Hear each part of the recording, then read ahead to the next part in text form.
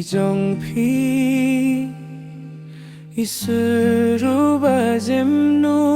dijong pi day ai nay da jong pi bapen long bangan chomin sim ya pi long kat ba long am de bandu ya pi watlawan kino ki jinge nganam kiran dengan wakilat kilinti bangan neo ya pi ngatip kam longka basuk yang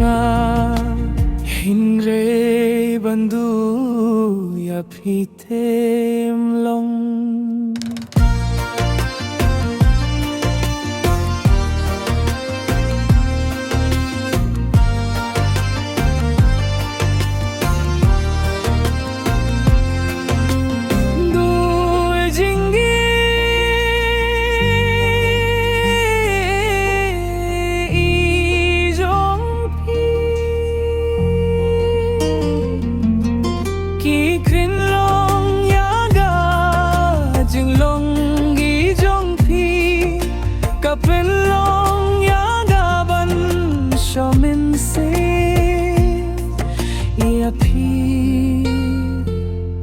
long kat ba long ngam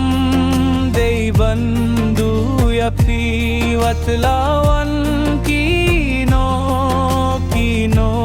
ki jinge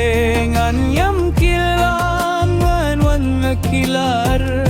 kilanti bangan ayo ya pi ngatip kam